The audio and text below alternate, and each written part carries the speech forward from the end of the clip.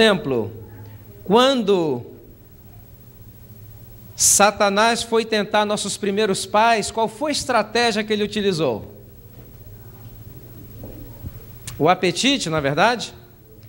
E desde então a raça humana tem tido essa tendência a condescender com o apetite.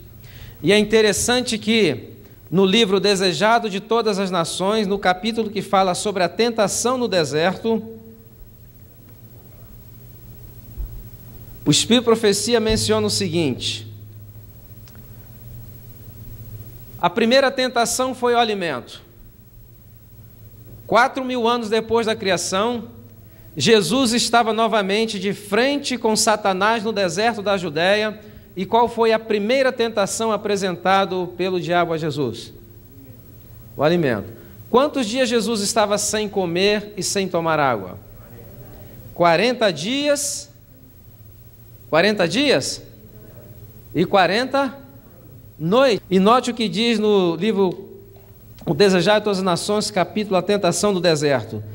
Diz assim: onde começou a ruína, onde fracassou o primeiro Adão, o segundo Adão deveria sair vitorioso. Onde começou a ruína, deveria recomeçar a obra de restauração. Então, quando nós falamos em mensagem de saúde, como estamos falando em reforma alimentar, a ênfase não é somente a saúde física, tem uma relação direta também com que tipo de saúde? Com a nossa saúde espiritual e com a nossa relação com quem? Nossa relação com Deus. Qual é a única maneira pela qual Deus se comunica com os seres humanos? O Espírito Santo nos fala através de quê?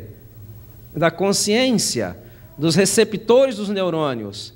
Se o nosso cérebro não está em condições de receber o quê? De receber essas mensagens, nós ficamos cada vez mais o quê? Mais insensíveis e não entendemos. E ela ainda menciona algo como advertência até para nós como líderes de igreja. Ela diz o seguinte, que os líderes de igrejas, em condescender com apetite, muitas das vezes se reúnem para tomar uma decisão importante com relação à direção da obra. E por terem suas mentes tão embotadas pelo excesso de comer, muitas vezes dizem sim quando deveriam dizer não e dizem não quando deveriam dizer sim. E as decisões que são tomadas nem sempre ajudam o quê? O avanço da obra, porque nos está faltando o que nós chamamos de discernimento espiritual. Então, reduzir a quantidade de alimentos não vai somente nos trazer mais a saúde física, vai estar relacionado também o quê? Com a nossa saúde espiritual. Por exemplo, muitas das vezes no sábado pela manhã, come-se tanto que quando chega na igreja, enquanto que as verdades estão sendo ditas do púlpito, verdades que têm consequências eternas, muitas das vezes pela maneira como nós estamos alimentando, nós estamos fazendo o quê? Dormindo enquanto essas verdades estão sendo derramadas, porque colocamos o nosso cérebro ao comer demasiado, sem condições de observar e de perceber as verdades que estão sendo ditas. Então existe uma relação direta, não é só questão de saúde, é questão de crescimento o quê?